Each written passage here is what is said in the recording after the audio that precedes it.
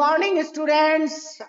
आज हम जिस टॉपिक के बारे में बात करने वाले हैं, आज हम जिस चैप्टर के बारे में बात करने वाले हैं वो है फॉरेन एक्सचेंज रेट। देखो, सबसे पहली बात तो ये है कि फॉरेन एक्सचेंज रेट में से कुछ टॉपिक हटा दिए, लेकिन मैं पूरे टॉपिक पढ़ाऊंगा, कंप्लीट चैप्टर कराऊंगा और उसके बाद बताऊंगा कि तुम्हें उस चैप्टर में क्या नहीं पढ़ना है। ठीक है, तो वो वाला टॉपिक छोड़ देना, बाकी सब कुछ इसमें पढ़ लेना। और चलिए तो फिर स्टार्ट करते हैं अपना आज का टॉपिक, फॉरेन एक्सचेंज रेट। तो बेटे, सबसे पहली बात तो हम ये करेंगे कि ये फॉरेन एक्सचेंज रेट होता क्या है। देखो बेटे, फॉरेन एक्सचेंज रेट का मतलब होता है, देखो मेरी बात सुनो, तो मैं एक कहानी सुनाता हूं पहले।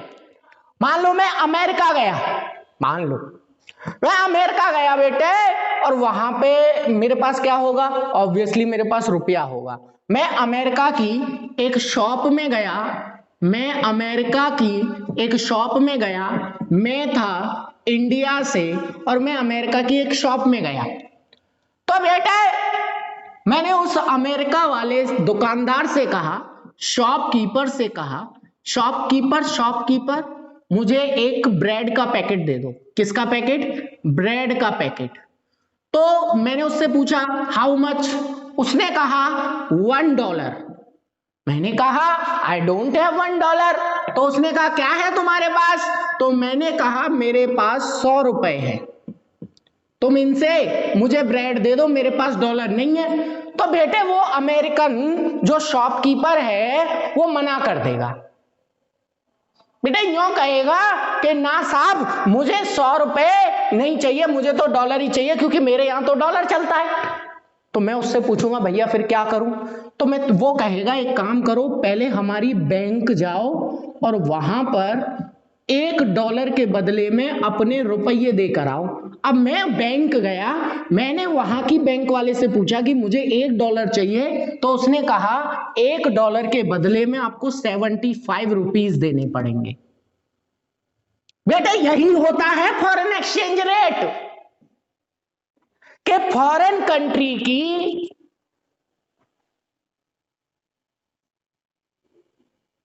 एक मिनट बेटे यही होता है फॉरेन एक्सचेंज रेट। क्या होता है फॉरेन एक्सचेंज रेट? बेटे मैं इंडिया का बंदा था, मैं अमेरिका गया, मैंने वहां के शॉपकीपर से ब्रेड मांगी, बेटे उसने $1 बताया, मैंने कहा मेरे पास 100 रुपए हैं, उसने कहा 100 रुपए नहीं चाहिए, मुझे तो डॉलर चाहिए। तो उसने मुझे अपने यहाँ की बैंक भेज दिया। अब उस बैंक में जाकर जितने में मैं वो डॉलर चेंज कराऊंगा वही फॉरेन एक्सचेंज रेट होगा। तो फॉरेन एक्सचेंज रेट की क्या डेफिनेशन होती है बेटे? It is the rate at which we exchange our currency for the 1 unit of foreign currency. बेटे फॉरेन करेंसी की 1 यूनिट लेने के लिए मुझे अपनी कंट्री की जितनी करेंसी देनी पड़ती है वही बेटे मेरा क्या होता है? फॉरेन एक्सचेंज रेट होता है।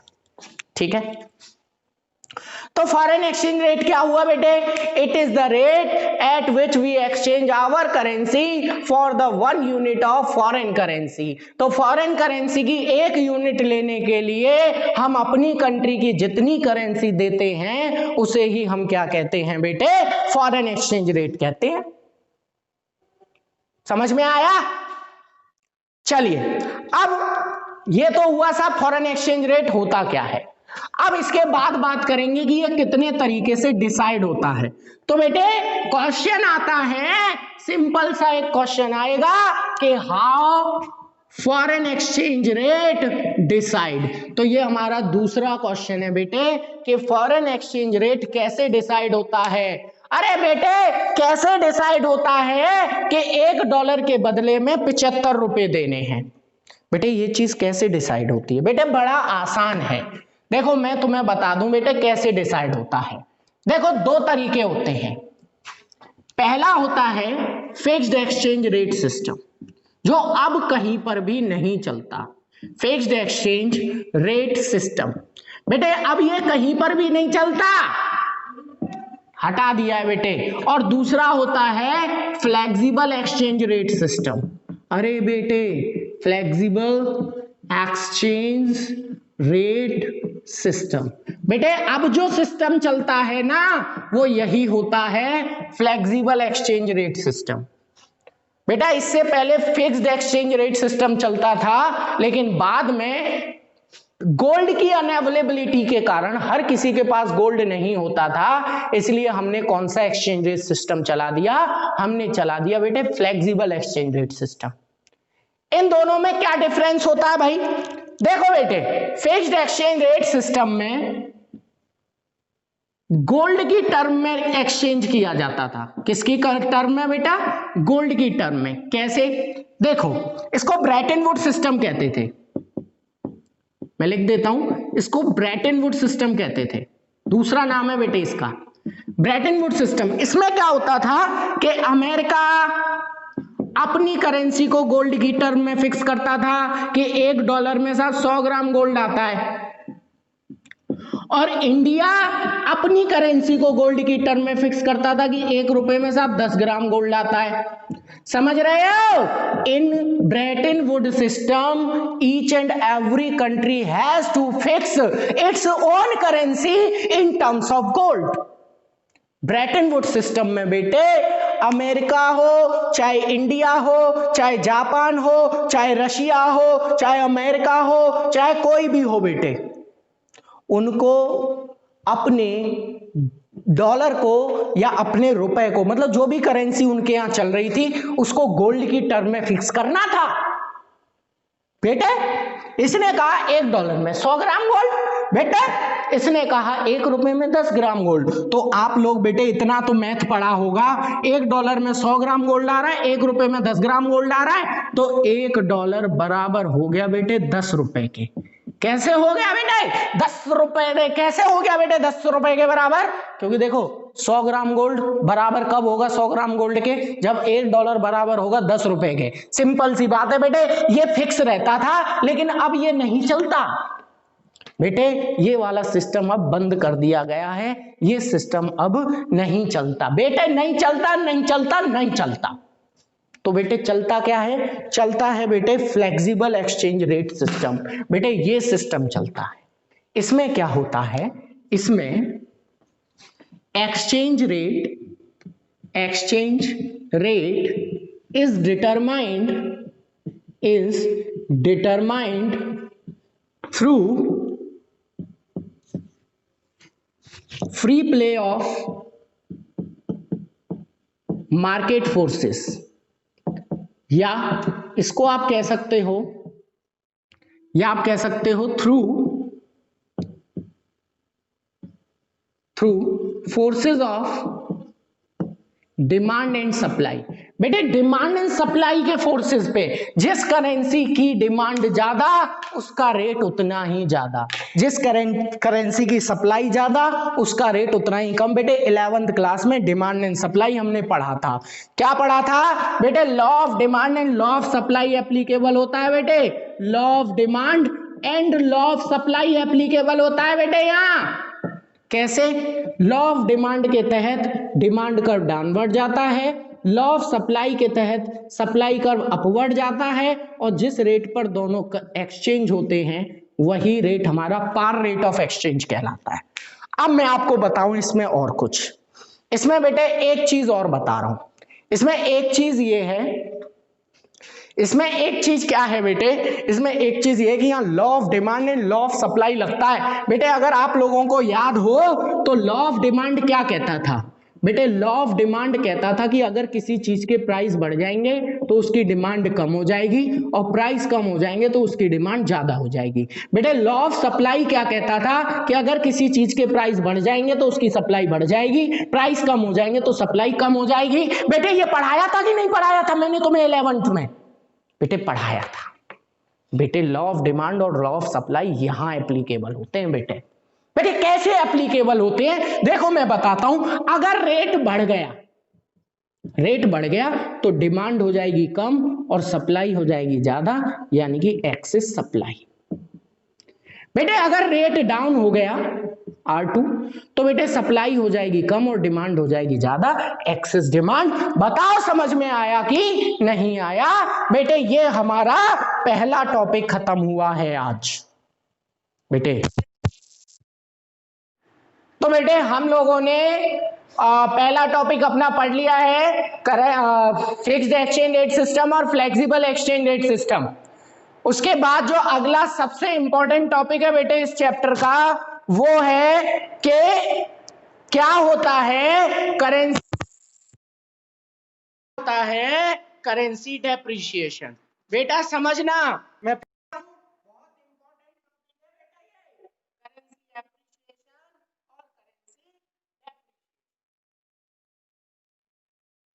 बेटे बहुत ज्यादा इंपॉर्टेंट टॉपिक है। आवाज आ रही है सबको? आवाज आ रही है सबको? No sir. अब भी नहीं आ रही? आ रही है, अब तो आ रही है। अब आई है? चलो गुड।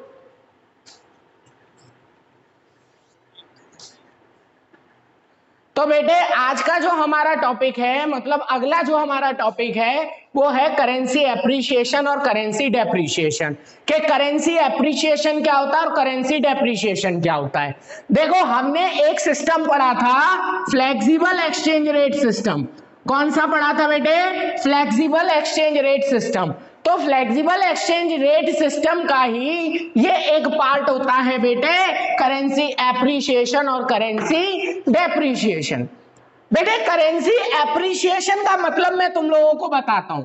मान लो पहले $1.75 का आ रहा था और अब $1.65 का आने लग गया, तो इसको हम क्या कहते हैं? इसी को हम करेंसी एप्रिसिएशन कहते हैं।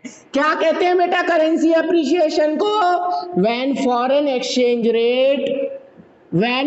एक्सचेंज रेट डिक्रीज, जब भी बेटे फॉरेन एक्सचेंज रेट घट जाता है तो हम उसे करेंसी एप्रिसिएशन कहेंगे।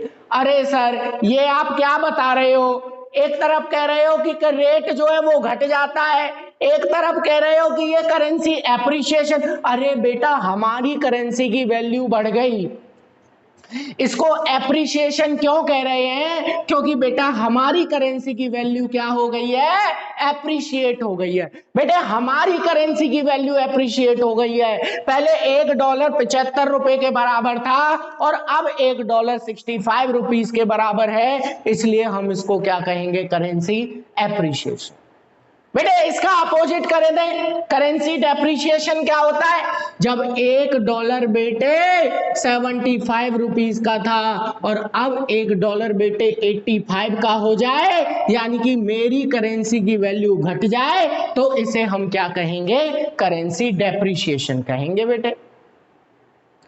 तो करेंसी एप्रिसिएशन और currency depreciation, when foreign exchange rate, forex rate increase, बेटे जब फॉरेन एक्सचेंज रेट क्या हो जाता है बेटे? बढ़ जाता है, तो हम उसे क्या कहते हैं? करेंसी डेप्रिसिएशन कहते हैं। क्या कहते हैं बेटे? करेंसी डेप्रिसिएशन कहते हैं। अच्छा बेटा अगला रीजन, मतलब ऐसा क्या रीजन होता है कि करेंसी एप्रिशिएट हो जाती है? तो बेटे मैंने बताया था कोई चीज सस्ती हो रही है, यहां डॉलर सस्ता हो रहा है। आप देख रहे हो बेटे डॉलर सस्ता हो रहा है। पहले $1.75 के बराबर था, अब $1.65 का हो गया। इसका मतलब क्या हुआ? डॉलर सस्ता हो गया।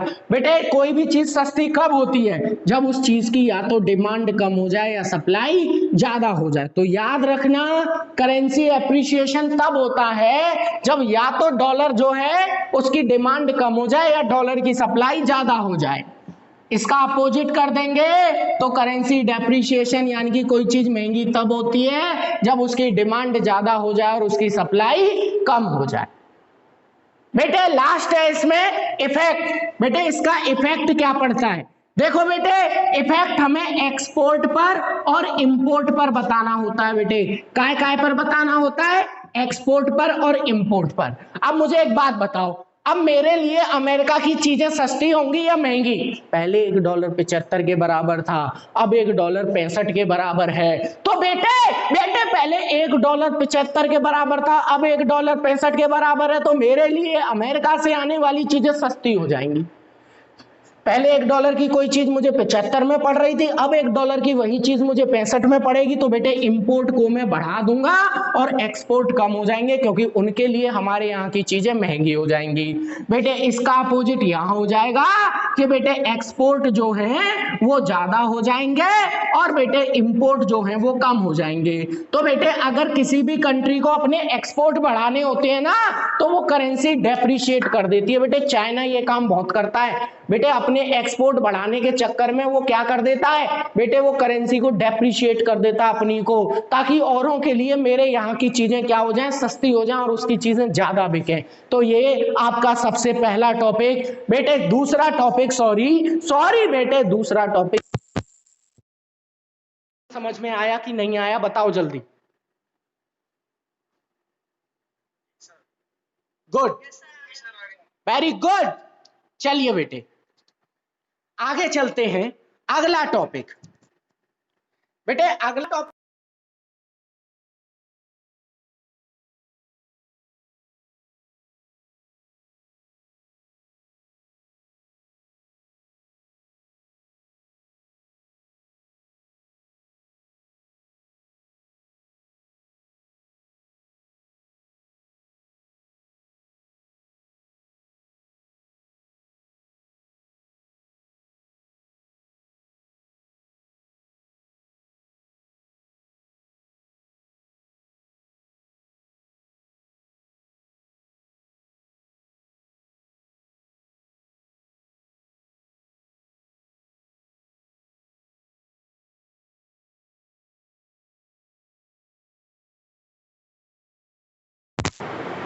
बेटे अब आ रही है वॉइस?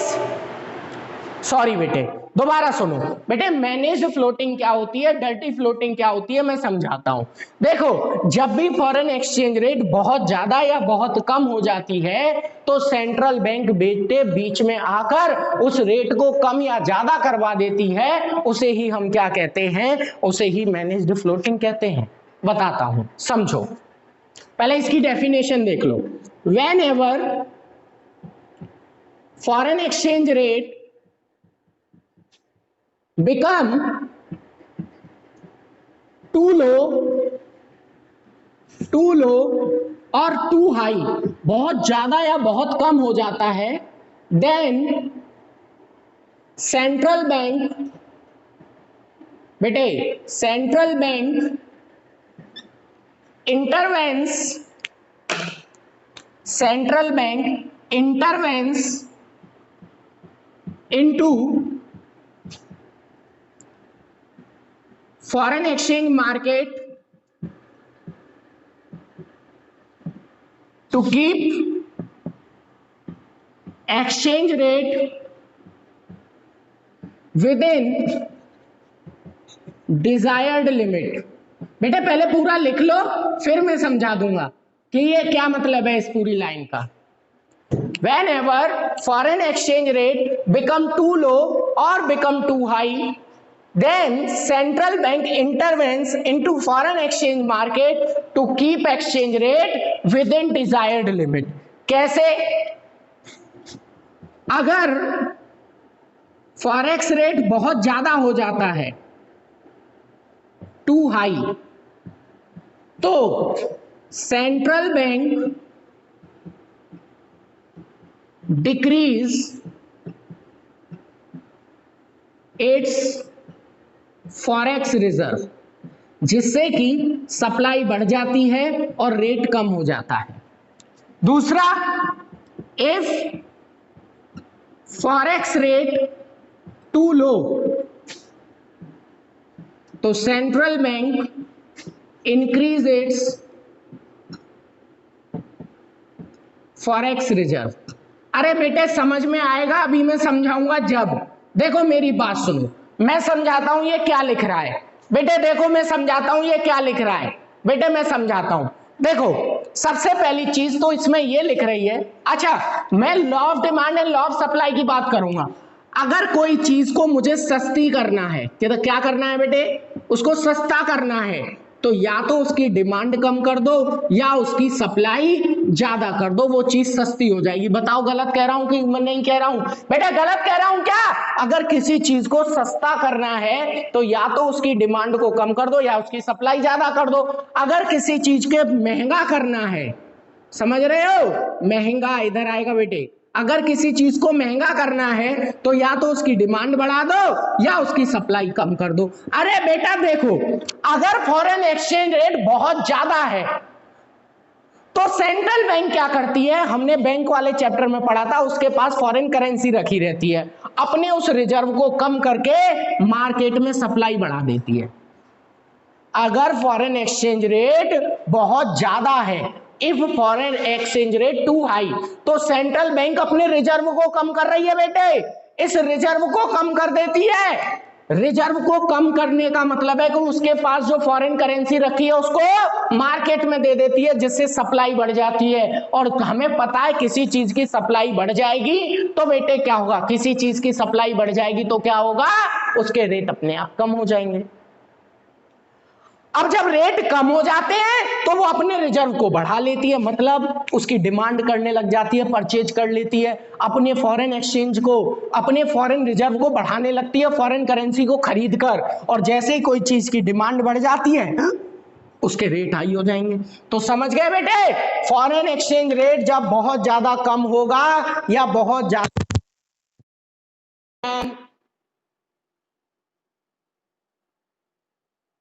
बेटे कोई दिक्कत हो तो बताइए।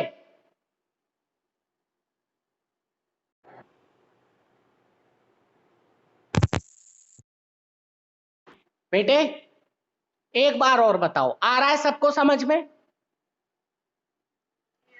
चलो बेटे लास्ट टॉपिक की तरफ, गुड बेटे, थैंक यू सो मच। चलिए बेटे लास्ट की तरफ बढ़ते हैं। हमारा लास्ट टॉपिक क्या है बेटे, हमारा लास्ट टॉपिक है, बहुत छोटा सा टॉपिक है, और बेटे इसी के साथ आपका ये चैप्टर खत्म हो जाएगा। और लास्ट टॉपिक का नाम है फॉरेन एक्सचेंज मार्केट क्या होती है।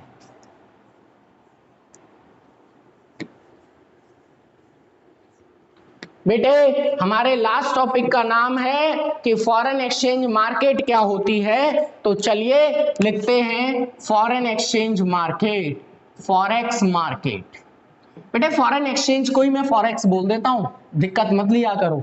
बेटे ये मार्केट जो है ये दो तरीके की होती है, एक होती है स्पॉट मार्केट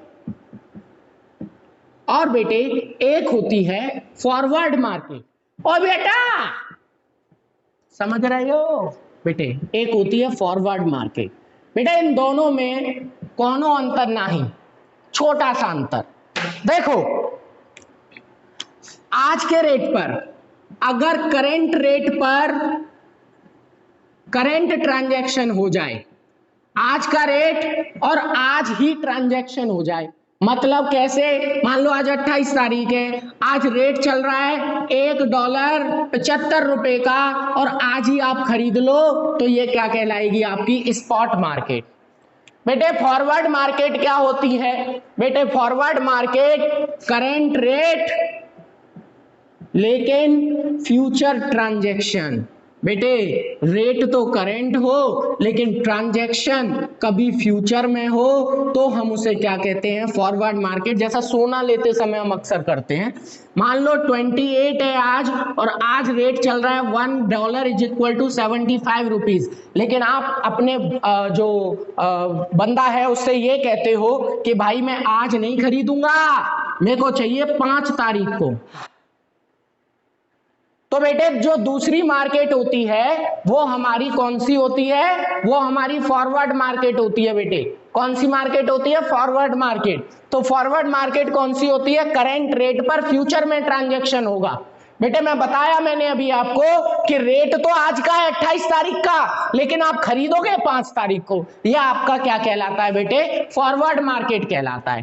ठीक है, अच्छा ये फॉरेन एक्सचेंज मार्केट होती क्या है बेटे, ये वो प्लेस होता है, ये वो बेटे प्लेस होता है, क्या होता है बेटे, ये प्लेस होता है जहां पर बायर और सेलर दोनों आपस में मिलते हैं। बायर और सेलर मिलते हैं बेटे, किस चीज के बायर एंड सेलर आपस में मिलते हैं? फॉरेन करेंसी के। बेटे मार्केट में तो सब चीजें बिकती हैं और फॉरेन एक्सचेंज मार्केट में फॉरेन करेंसी बिकती है, बस ये होता है बेटे आपका फॉरेन एक्सचेंज मार्केट। अच्छा, इसके 3 फंक्शन और हैं बेटे, वो और समझ लो। बेटे इसके 3 फंक्शन और हैं, फंक्शंस। तो बेटे फॉरेन एक्सचेंज मार्केट के 3 फंक्शन होते हैं और सबसे पहला फंक्शन है क्रेडिट फंक्शन, कि अगर आपके पास पैसा नहीं है तो आप यहां से उधार भी ले सकते हो। दूसरा होता है बेटा ट्रांसफर फंक्शन, कि आप अपनी करेंसी को किसी और करेंसी में ट्रांसफर कर सकते हो या फिर बेटे किसी और बंदे को ट्रांसफर कर सकते हो। अच्छा, तीसरा क्या होता है बेटे? तीसरा होता है हेजिंग फंक्शन। अरे बेटे हेजिंग मतलब पता है क्या होता है?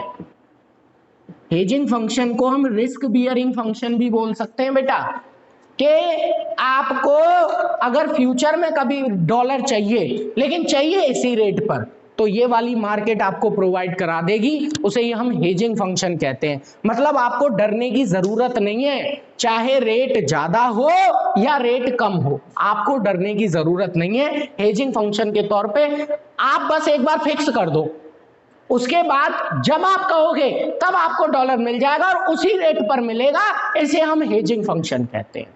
ठीक है बेटे, सबको सर